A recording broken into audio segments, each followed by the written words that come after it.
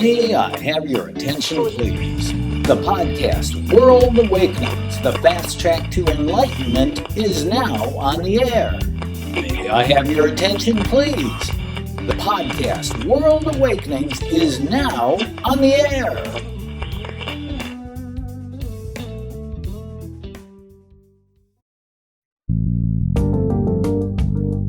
This is World Awakenings, the fast track to enlightenment with your host, Carl Gruber. World Awakenings is a podcast dedicated to opening your mind, your heart, and your eyes to the fact that the world's population is now, more than ever, awakening to all things metaphysical and spiritual, and just how they play an all-important role in our daily life.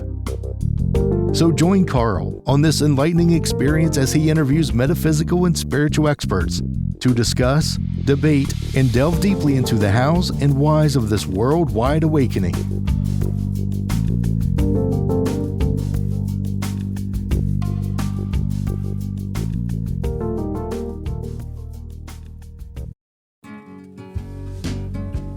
We welcome you to the World Awakenings podcast.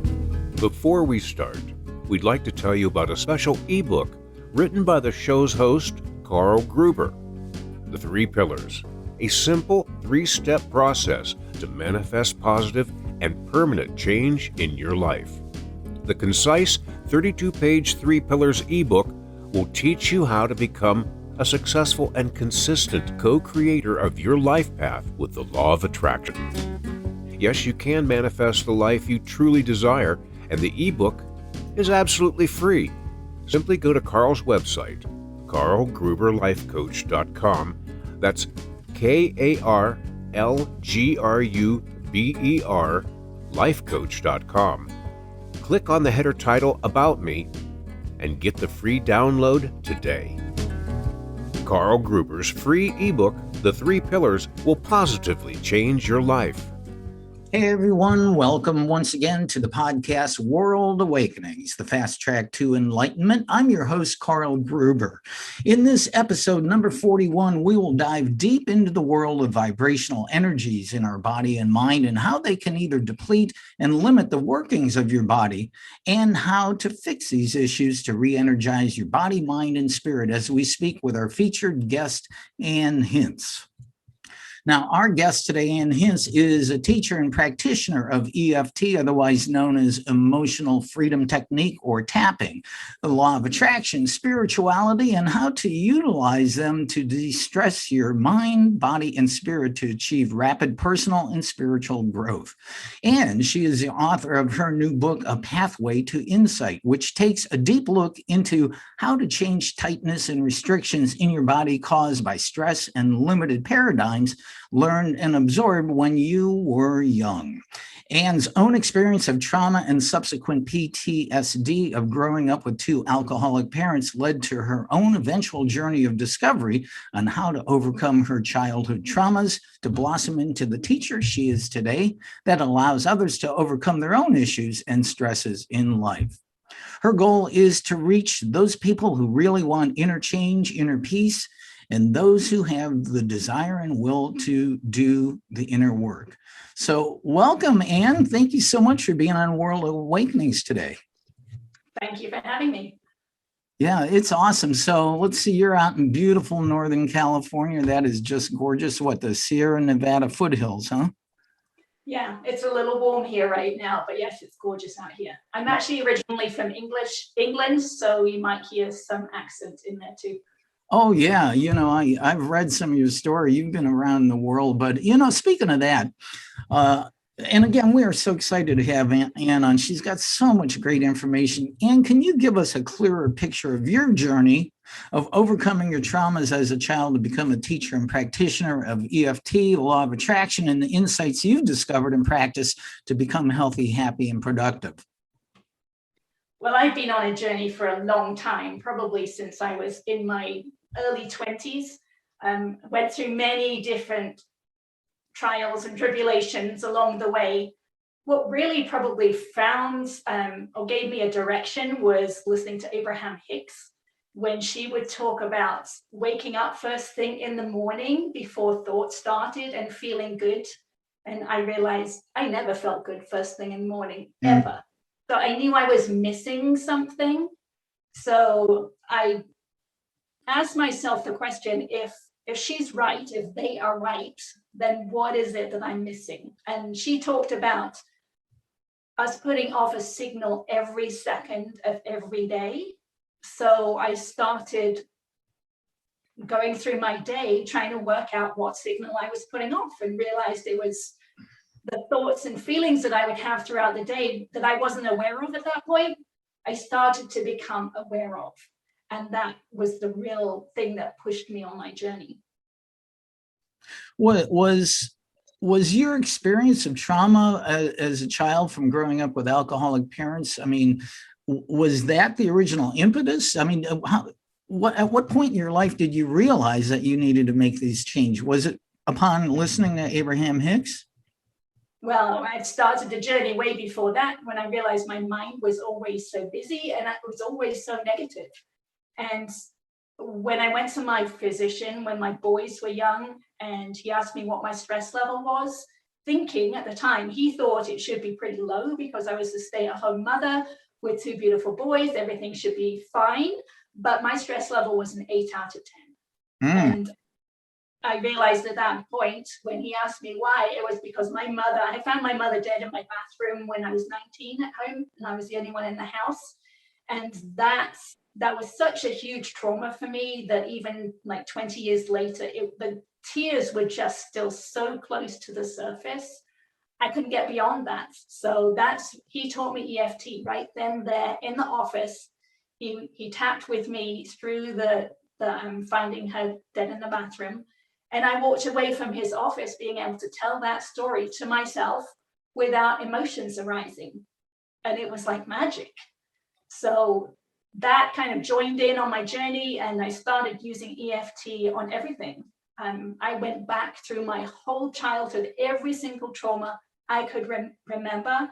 I wrote them down. I did one each night. If the next day I still had some emotion around it when I thought back through it, I would go back and do it again. And I just went through all of those traumas, released the emotion around them, and my mind started to become quiet. It was really fun. And at that point, I realized that the negativity in my mind, the voice I had been hearing, had been my dad's. And it wasn't until I got beyond the point where my mind was quiet that I could then look back and see, oh, that wasn't me. That was my dad's voice. That was him talking to me. That's pretty astounding that you were fortunate enough to have a general practitioner who was an EFT practitioner too. I mean, you were just very fortunate, met the right person. So let's delve a little bit further in. You know, this is the 41st episode of World Awakenings, and I've talked about emotional freedom technique, which we said is also known as tapping. How does that work? I mean, you just tapping on certain pressure points of your body, key chakra points, etc. How does that function? You're tapping through the ends of meridians as you're thinking about the event or the trauma, as the emotion is surfacing, and it's actually working through the fascia, the connective tissue of the body. And somehow it's releasing the trauma, the emotion that is stored inside the body as you're talking through it. So you can just keep talking through it until the emotion has dissipated. And then it's permanent. That level that you have just released is a permanent release. Now, other aspects might come up. For me, with my mother's death, I worked through that with the big trauma stuff of finding her, and then there was a little trauma that surfaced. I found my brother. He was staying at his girlfriend's house. He came back with his girlfriend, and she offered me a black cup of coffee. Well, she brought me a black cup of coffee, and I only drank coffee with sugar and milk in it, and I was really annoyed with her. It's like, really? So that was a little trauma, and that came back up from my subconscious. This work opens up the subconscious mind. That came up after I had released the top layers, the big trauma layers. So tapping basically, I would think, because everything, as we know as law of attraction practitioners, and many of my viewers and listeners are familiar with the law of attraction, tapping is basically, would you say it was similar to acupressure or acupuncture in that you're tapping on key energy points to release stress and energy? It is a form of acupressure, yes, and that's what it's doing. And I know some people, and I was concerned at this at the beginning, when you think about law of attraction, you're bringing up a trauma. And some people think, okay, that's not a good thing to do. You don't want to think negative thoughts. But if you're tapping at the same time, you're releasing it. So it's not the same as just thinking about it, just talking through negative things. You're actually releasing it as you go. And that's a permanent change. And that was a big shift I had to get through, because I had done a lot of law of attraction things in the past too. So I felt uncomfortable doing it. But when I realized that this is a permanent shift, and it's a shift in your signal. When I talk about law of attraction, I bring up the idea that our whole body is a signal. We are putting off a signal all the time, every second of every day. So if we can change our signal, we are changing our future. So every time we do some tapping on a trauma, we've changed something inside of ourselves, and we've changed our future. Well, my experience is when you do tapping, and I really only done it a couple times, is that you also have to make statements of release as you're doing the tapping, right? I'm not quite sure what you mean about that. I mean, yes. So if you want to release, I have a negative paradigm, and then you're tapping and say, and I let go of this now. Am I correct? Because I've done that with Addie Kopp, who's a past, you met her yesterday on another Zoom call, EFT, and she would always make statements as she was doing the tapping. There are certainly ways to do that. There's all sorts of ways to do EFT. I found out in my work that we have different layers of resistance. How I started out, because I had no idea how I felt. If someone asked me, how do you feel? I'd say, I feel okay. I had no idea how to actually work out how I felt. So that's a big layer of resistance, because I could not go inside at all. So at that layer, I had people just talk about words, and I would just talk about words. My dad shouted at me, right? That's something that happened. My dad shouted at me.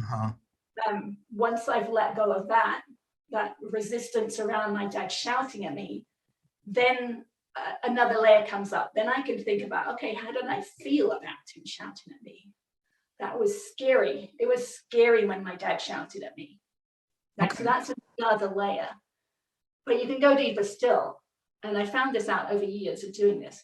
The next layer is, okay, if I feel scared, what's the physical sensations around feeling scared?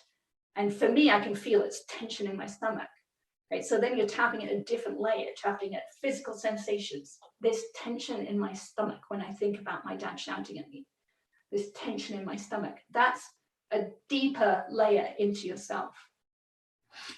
That's where I started to go a little bit further.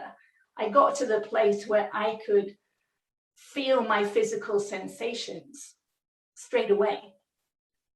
And I hadn't been able to do that before. It was totally different for me to be able to feel those physical sensations. When someone said something, or when I had a thought, I could go straight to that physical sensation. And this is where I started to go beyond EFT. So I do tap with people, and I do EFT sometimes with myself, but there is a beyond EFT, and that's really what I want to share with people. That I think a lot of people kind of get stuck, but when the spiritual teachers talk about going inside, there is a going inside that is not well known out there. And I have managed to do that, and I wanted to share that. So if it's okay with you, I'll just go a little bit further on that. Absolutely, that's what we're here for. I'm really interested. Yeah, let's find out where you went beyond tapping. This is really interesting. Okay, so I got to the point where I could feel the physical sensations around any emotion or feeling or thought or idea that came to mind. So I went back to that list of traumas that I had worked on before. I would lay on the couch and I would let the thought come to mind, the event, and I would just feel those sensations. I talk about in my book, there's another book that talks about the release technique. I learned how to do that too. And this is kind of similar. So I would just let the feeling arise, tension in the stomach, tension in the jaw, perhaps, and just feel that feeling. Just allow it to be, not judge it in any way, not saying I don't want this tension in my jaw, but just saying, okay, high tension, I can feel you there. I'm just going to let you be, just allowing you to exist and to pass through. And then when I would do that, the tension would just it would crescendo and just disappear. It would just release. And it was amazing. And I did this with all the collective traumas too. I did it with 9/11. I did it with the Loma Prieta earthquake, which was a big trauma for me. It's the year after I moved out to the States. I had no idea what an earthquake size was. It's like, is this a big one or is this a little one? I didn't know. It was my first earthquake, but it was big. So I just allowed those emotions to surface and then dissipate. And I got so good at it that at some point I noticed that once I had been feeling the feeling inside, I was working with my abdomen, feeling that feeling inside. Once the emotion had dissipated, I could keep my awareness inside. Even to say that is really weird, because 10 years ago, I would have no idea what I'm talking about. So I know a lot of people listening won't understand that either. But if you've got like a stomach ache, you can feel that that's an ache on the inside. And if you can put your awareness on the inside and keep it there, that's what I was doing. And it was really wild at the time. And as soon as I had a different thought, my awareness would pop back outside of myself. But then I would use focused awareness, go back inside, and I could start moving my awareness around inside. And I could notice tension inside. Took me a while to realize that what I was doing was moving through the connective tissue, moving my awareness through the connective tissue, through the fascia. So I could put my awareness back on the inside, find somewhere that had tension, hold my awareness on it, because I've been working on my focused attention for a long time now, for years. I could hold that awareness there. And again, the tension would crescendo and disappear. So that was kind of the start of the next step of my journey. And from there, I moved my awareness around inside. It took me a long time, but now I could put my awareness inside my head. And once I started doing that, I could actually hear the release in the fascia itself. It sounded like old fabric ripping.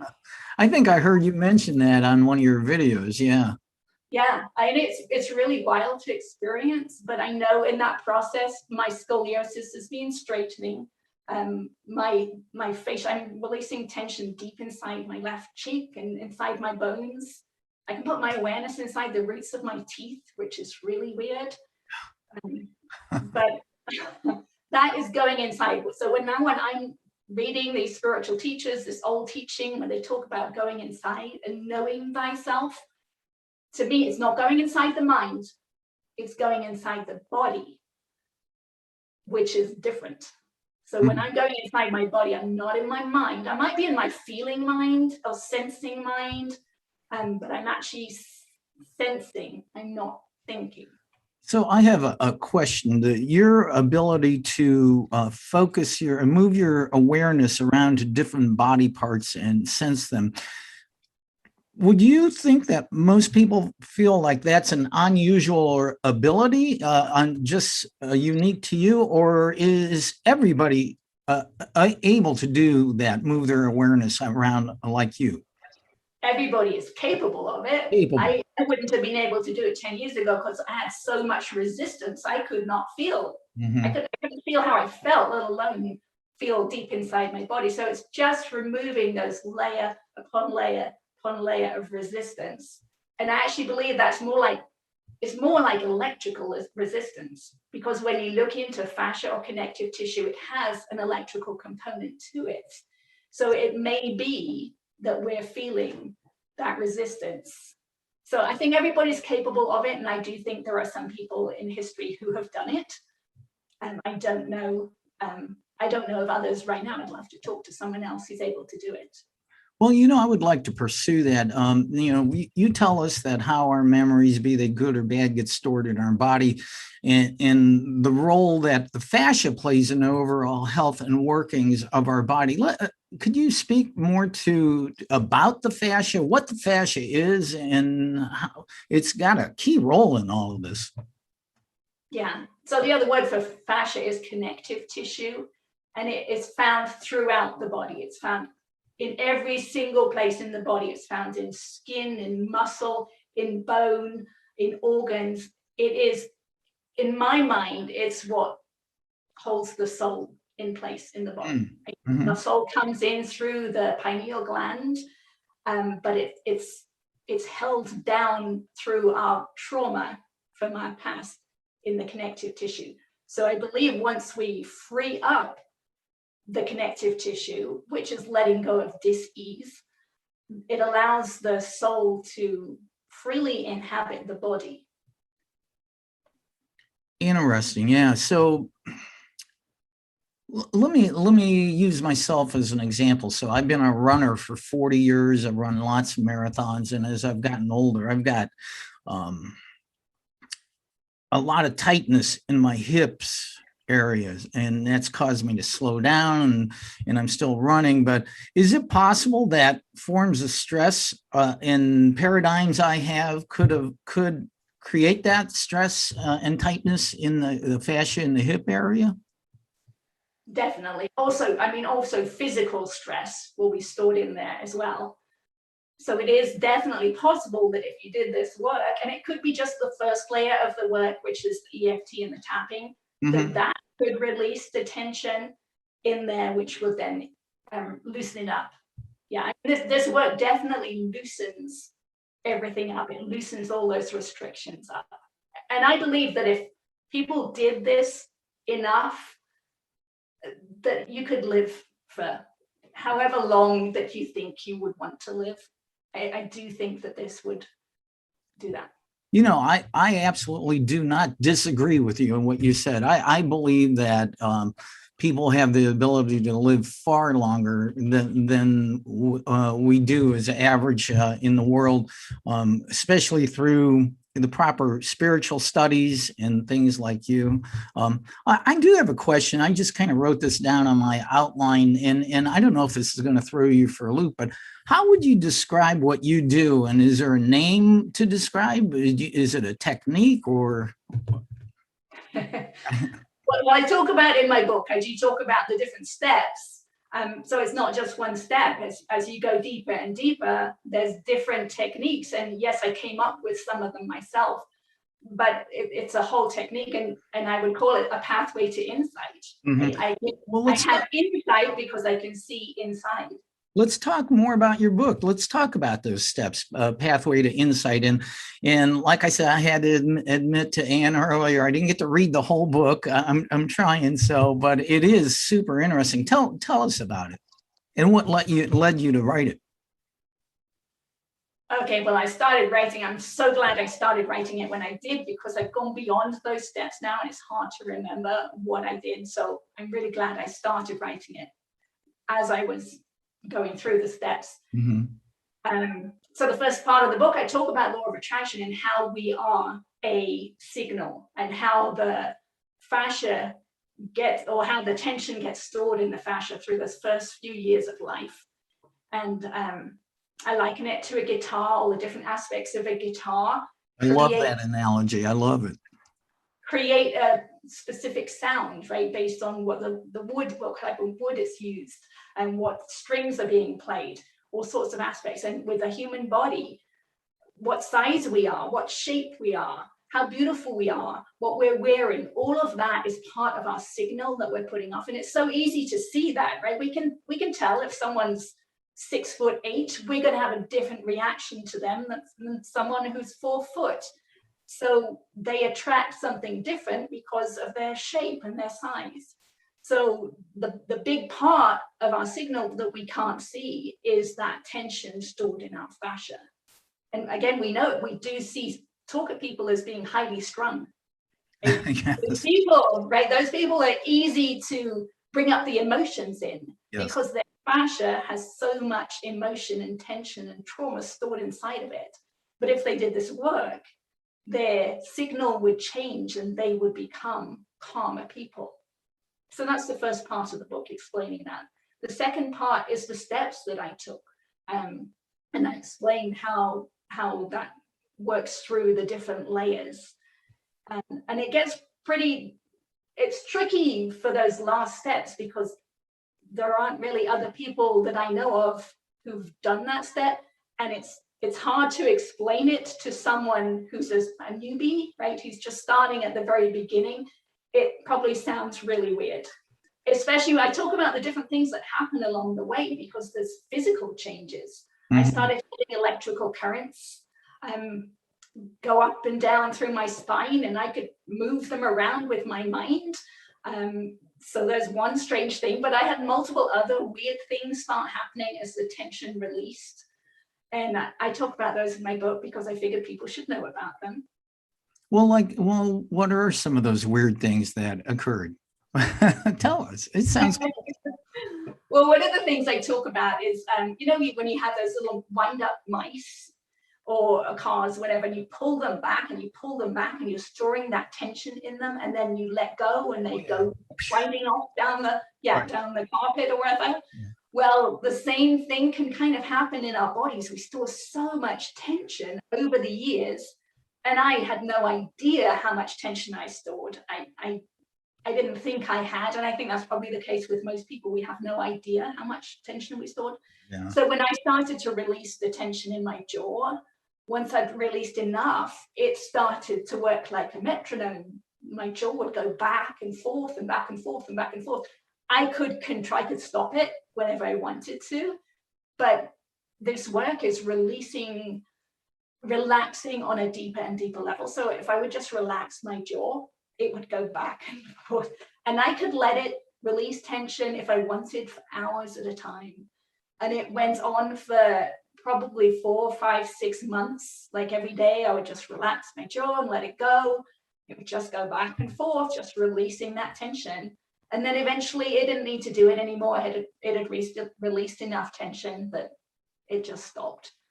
But I did the same thing happened. I could do it with my arms, my legs, my whole body. I could just release tension and it would just start releasing on its own.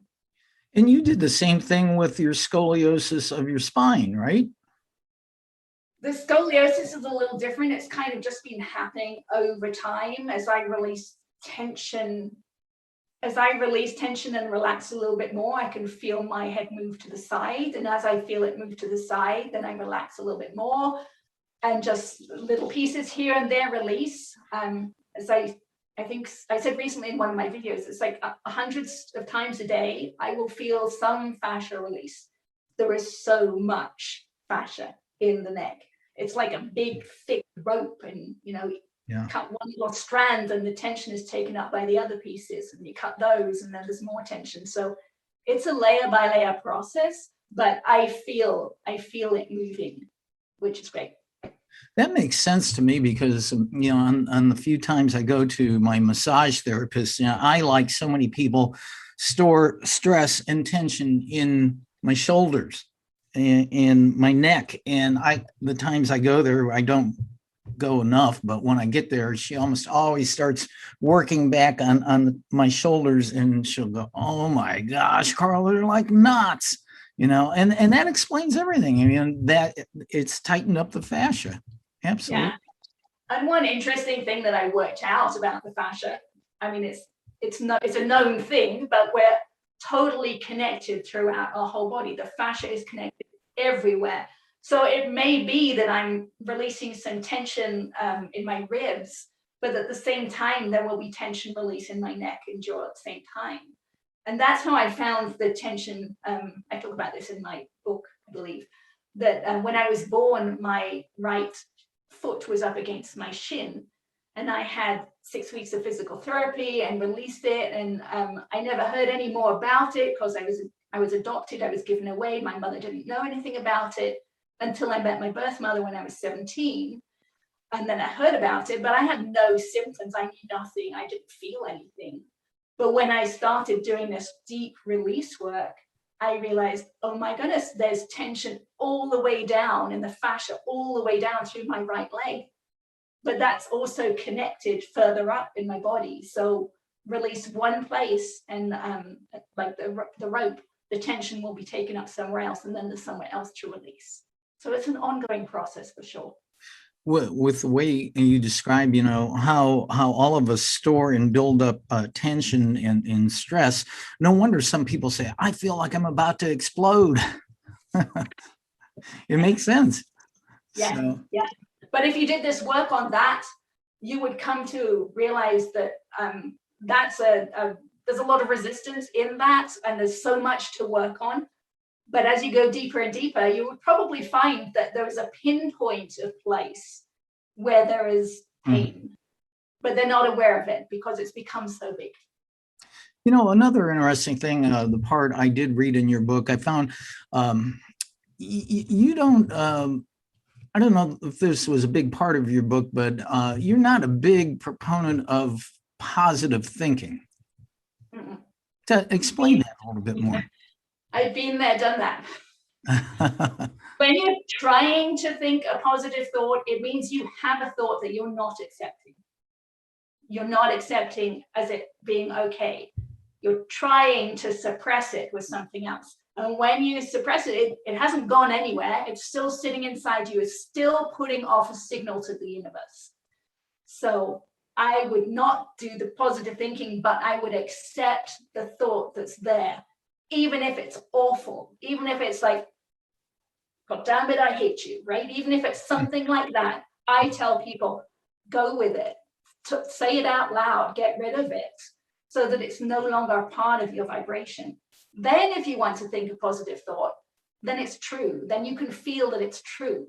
But, and actually, after doing enough of this work, you realize that the positive is who you are. Those positive thoughts arise themselves. You don't have to force them once you've got rid of the negative. Yeah, and that makes sense to me. I would think too, for me, my journey of coming to where I am spiritually and physically and mentally began with positive thinking, and I think within the realm of the law of attraction, that which you think and dwell upon consistently, more the universe must send more of that to you. Like attracts like. If, and again, I'd love to hear your thought on if you actually stayed continually focused on a positive thought over and over and over and over, and don't you think by law of attraction, more positive things must be sent to you? It depends how you're feeling about that positive thought. If you don't feel it's true, then that's what you're getting back. You're getting back an unknown of it's not feeling true. So it's totally based on your signal at the time, right? If I say my name is Ann, that feels totally true to me. It is true, right? But if I say my name is James, I can say those words over and over and over again, but it's not going to change my belief in it. So it totally depends on what you're feeling. So if you're trying to think a positive thought while you're actually underneath thinking something else, you're not going to get back what you're hoping to get back. However, if you do the work, and I do have a chapter in my book for people who do want to make changes, I suggest people tap on, so like if someone wanted to get some extra money or something, right? Tap on how they're feeling about what they have right now, right? Make that neutral. It's like, I don't have any money in the bank right now, right? And that's okay. I don't have any money in the bank right now, and I'm totally fine with that.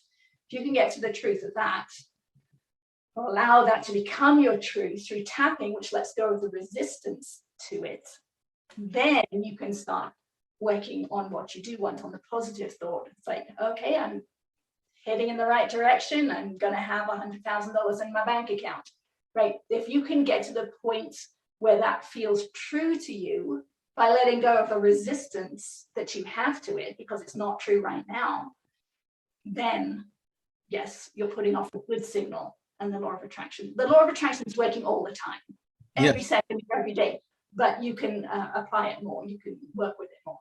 And what you said, again, makes complete sense, because the way the law of attraction really works is exactly what you said in different words. But you can say over and over, I want $1 million, I want $1 million, I want $1 million. But the law of attraction is really hearing what's emanating from your heart.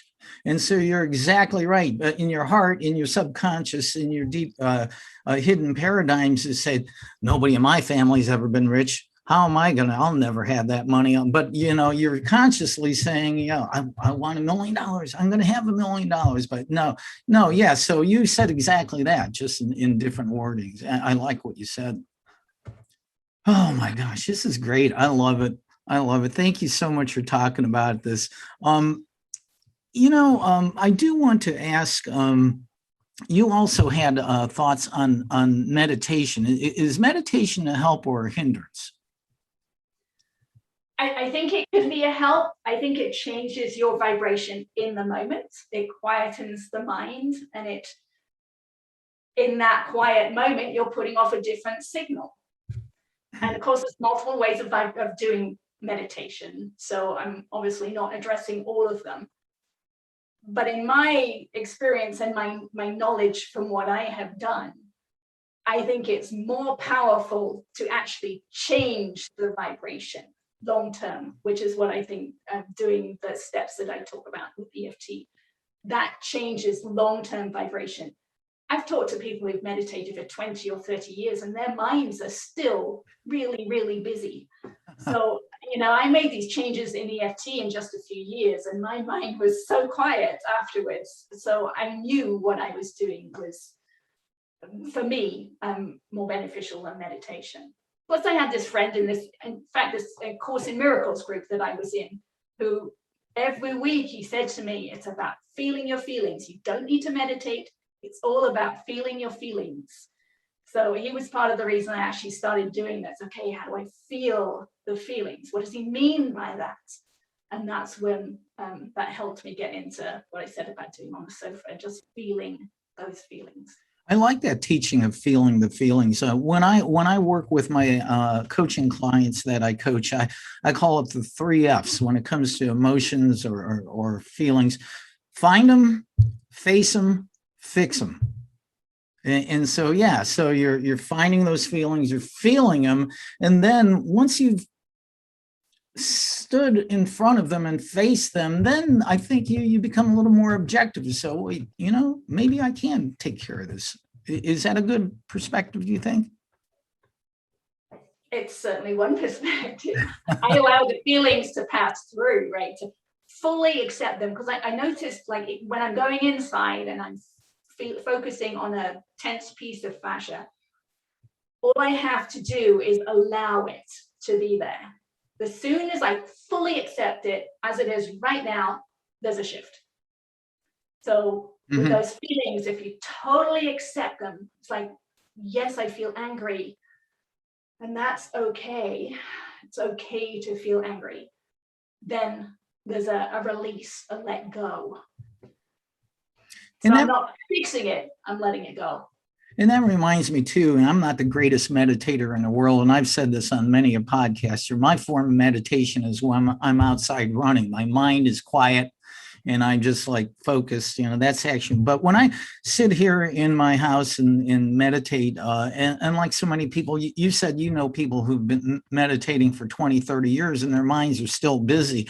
I can be sitting there and I think I've learned how to handle this fairly well, but I'll be sitting there quietly, trying to not think about anything really. And all of a sudden this little thought comes by like, oh, hey, by the way, don't forget to go buy some toilet paper later, and out of nowhere. And it's just kind of like if you're sitting at a stop for a train to go by, it's like that Doppler effect, the train go, and you just observe it and then it's gone. And I just honor that thought and I let it go by. I don't, no more longer do I grab onto that monkey mind thought and hang on to it, and which would just destroy the meditation. And I think that takes a little practice too. Right. Yes. Yes. So in that moment, you're now for a longer period, you're in that great vibration, right? That calm vibration, or that. So what I feel is that when we're in that space, when we're totally relaxed and calm, we can interpret spirit more, right? We can pick up intuition more. We can hear what we're supposed to hear. But it's nicer to be able to do that on a longer term basis. Mm-hmm. So, and I feel that doing the EFT is a more long-term solution, because when I'm in my body, I'm out of my mind. So my mind is quiet because it's not doing anything, because I'm just feeling. So I can get these crazy things happen. I think you probably talk about numbers in some of your things. I'm constantly seeing 222, 333, 444. Mm-hmm. I published my book on 11/11 at 11/11/11, by the way. 11/11. I see that quite a bit every day. Yeah. Wow. And there's just so much to talk to you about. And you are so interesting. Is there anything else? We got a few more minutes here. Is there anything else in your book that I haven't covered that you feel maybe our viewers or listeners would like to hear about? That's a good question. I haven't thought of it. We talked through a lot of what's in there. Yeah. I do encourage people to watch my YouTube videos. Yes. Again, some of them may be a little weird for people who are just starting out, but I try and share my full truth in those videos. Well, I think people who come to this podcast are pretty open to, quote, weird, which in truth is actually truth in our reality. And so go to Ann's YouTube channel. Is it just under your name? Is it the Ann Hince YouTube channel? It is, yes. Okay. And also, what's your website? Can people work with you one-on-one, or you teach groups, or both? They can certainly work with me one-on-one. My website, again, is just my name, annhince.com. It's very colorful. You might have a hard time reading it on some screens, but I learned to feel into colors. I never used to be able to. I can feel into colors now. I wear blue all the time. And purple. And purple, yes. I feel a resistance to white. I don't know why people have been kind of taught to believe that white is a spiritual color, but we know white reflects the sun, it reflects light. So I feel resistance to white. My poor family has a hard time with that. But yeah. And so I would encourage people to go to Ann's website. That's Ann without an E, right? I know that's important for Ann's. My mom was an Ann with an E. So ANNHINCE.com. And your book, which is just phenomenal, A Pathway to Insight, is it available for purchase now? Yeah, anyone can go to their local bookstore and order it, or if not, you can get it from Amazon.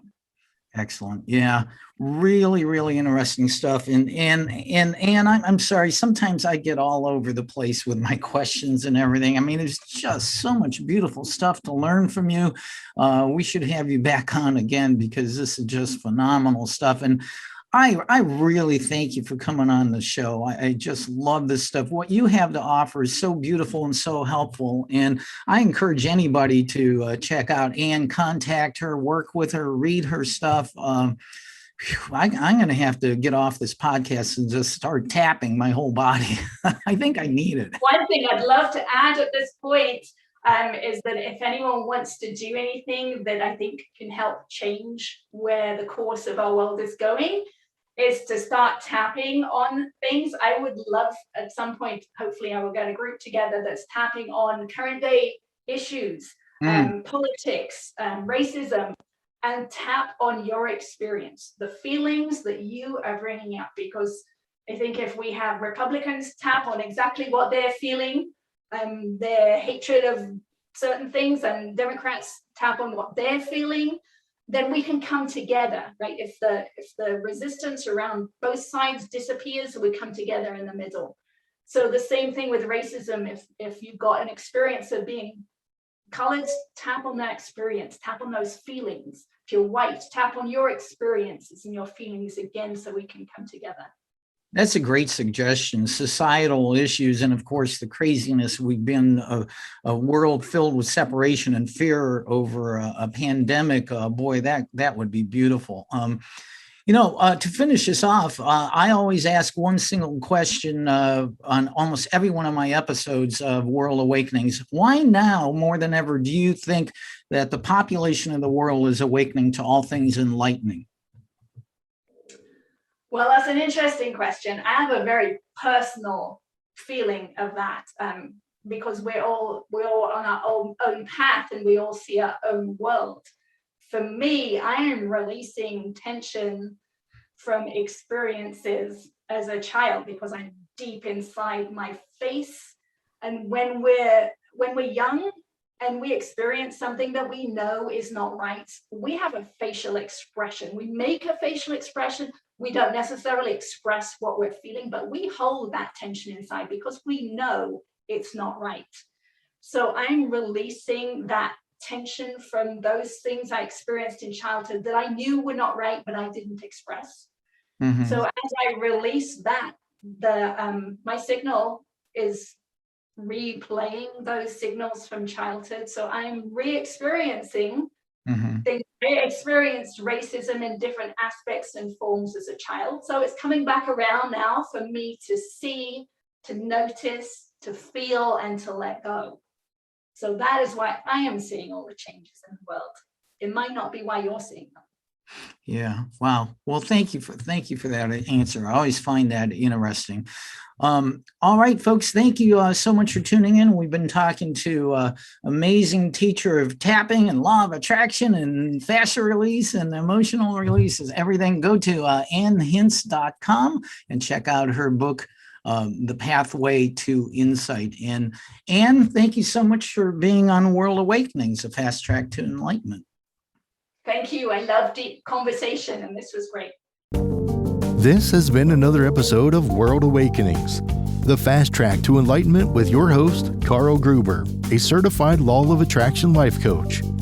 We welcome you to tune in each and every episode of this podcast, World Awakenings, as we open your mind, your heart, and your eyes to the fact that all of the world's population is now, more than ever, awakening to the truth of all things metaphysical and spiritual, and just how they play an all-important role in our moment-to-moment everyday life. Much love and light to you, my friend. Thank you for tuning in.